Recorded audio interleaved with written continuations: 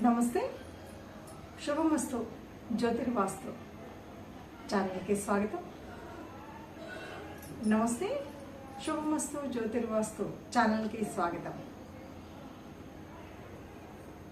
జపాకుస్మ సంకాశం కాశ్యపేయం మహాద్వితం తమోరిం సర్వపాపగ్నం ప్రణతోస్మి దివాకరం అంటూ ఆ గ్రహరాజుని కొలుస్తూ మనం ఇప్పుడు మార్చి నెలలో ఉన్నాం. మార్చి నెలలో 28వ తారీఖు మనకి షష్టగ్రహ కూటమి ఏర్పడుతుంది అన్నది దాదాపుగా ఇప్పుడు మామూలు సామాన్యులకు కూడా అందరికీ తెలుసు. ఎందుకంటే ప్రతి వీడియోలో కూడా చాలామంది చేస్తున్నటువంటిది ఏంటంటే ఈ రాబోయేటువంటి అంటే షష్టగ్రహ కూటమి జరుగుతుంది కాబట్టి కొంచెం ముందుగా ఆ తర్వాత కొంతకాలం చాలా భయంకరంగా ఉంటుంది. ఈ షష్టగ్రహ కూటమి అన్నది మామూలుగా వచ్చేటువంటిది కాదు. చెప్పాలంటే ఓ పుష్కర కాలం క్రితమో కొన్ని వందల సంవత్సరాల క్రితమో ఇలా రకరకాలైనటువంటి థంబ్నెయిల్స్ కానీ లేకపోతే చెప్పే విధానంలో కానీ రకరకాలు వీటి వల్ల రాబోయే ప్రకృతి వైపరీత్యాలు చాలా విపరీతంగా వస్తాయి. మళ్ళీ ఏదో అంటే మరో కరోనా లాంటిది వస్తుంది. ఇక ఇలాంటివన్నీ నానా రకాలుగా వింటున్నాం. నిజం ఎంత ఉంది, అబద్ధం ఎంత ఉంది అని కనుక చూస్తే గ్రహాలు ఎప్పుడూ కదలిక ఉంటూనే ఉంటాయి. ఏ గ్రహమైనా కదులుతూ ఉంటుంది. చంద్రుడు అనుకోండి 2.5 రోజులకు ఒకసారి ఒక రాశిలోకి మారుతూ ఉంటాడు. 15 రోజులకి, నెల రోజులకి, 45 రోజులకి ఇలా మనకి ఒక్కొక్క గ్రహం ఒక్కొక్క రాశి మారుతుంది. ఇక పెద్ద గ్రహాలు అయితే కొంతకాలం పడుతుంది. సరే, ఏది ఏమైనా గ్రహాలు మారుతూ ఉన్నప్పుడు ఆ నియమంలో అలా మారుతూ ఉన్నప్పుడు ఒక్కొక్కసారి ఒక్కొక్క దాంట్లో 2 గ్రహాలు, 3 గ్రహాలు, 4 గ్రహాలు, 5 గ్రహాలు ఇలా ఉంటుంటాయి. అయితే 2, 3, 4, 5 వరకు కూడా కొద్దిగా పర్వాలేదు. 4 గ్రహాల వరకు సర్వసాధారణంగా కనబడితే 5వ గ్రహం అప్పుడప్పుడు వస్తుందంటారు. ఇక 6వ గ్రహం అన్నది అంత తొందరగా రాదు. అంటే 6 గ్రహాలు ఒక చోట ఉండడం అనేటువంటిది చాలా తొందరగా కనబడేటువంటిది కాదు. అప్పుడప్పుడు కనబడుతూ ఉంటుంది. అప్పుడప్పుడు అంటే సంవత్సరాలు అక్కర్లేదు.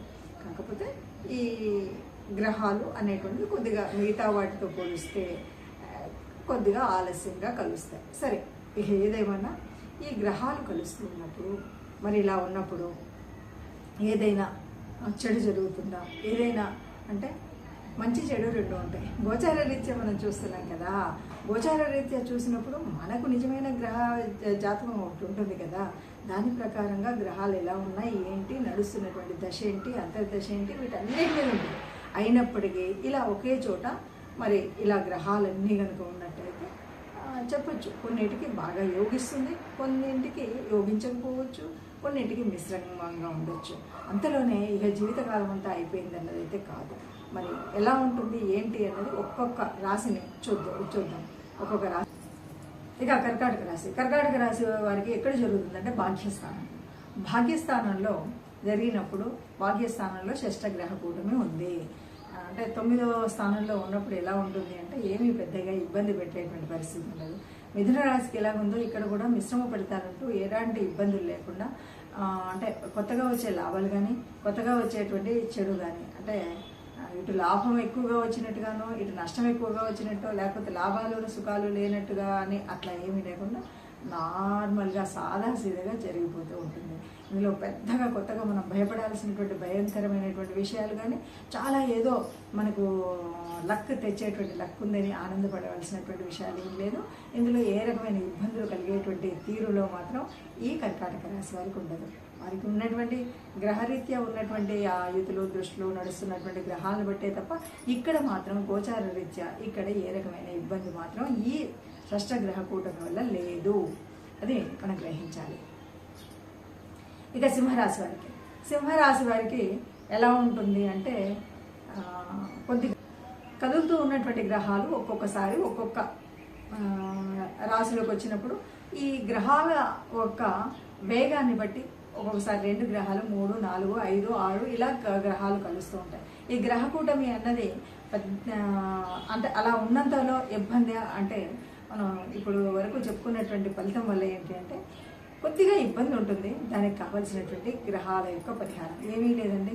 నవగ్రహ ఆరాధన చేయండి. ఈ 2 నెలలు కూడా మీరు నవగ్రహ ఆరాధన చేయండి. అన్నింటికి మించి ఆ గ్రహ రాజైనటువంటి సూర్యుడికి సూర్య నమస్కారాలు చేయండి. ఆరోగ్యపరంగా హాయిగా ఉంటారు. అందరూ కూడా చేయాల్సినటువంటిది సూర్యగ్రహానికి అంటే సూర్య నమస్కారం రోజు చేయండి. లేదు ఆదిత్య హృదయం వినండి. లేదు అంటే మీకు వీలైనప్పుడల్లా ఈ 2 నెలలలో నవగ్రహ మండపానికి వెళ్ళి ప్రదక్షిణ చేయండి. ఇది చేస్తే చాలు. లేదు ఏదో నాకు ఇంకా ఇబ్బంది కలిగినట్టు అనిపిస్తుంది కొద్దిగా అలా అంటే ఏదైనా గోశాలకు వెళ్ళండి, గోమాతకి గోగ్రాసం పెట్టండి. అంతకు మించినటువంటి పెద్ద ఇబ్బందులు అయితే ఎక్కడ ఉండవు. అందరూ సుఖంగా ఉండాలన్నదే కదా మనం చేసుకునేటువంటి పరిహారం. చక్కగా గోశాలకు వెళ్ళండి, గోగ్రాసం ఏదైనా ఇవ్వండి. అందరూ సుఖంగా ఉండాలని ఆశించాలి.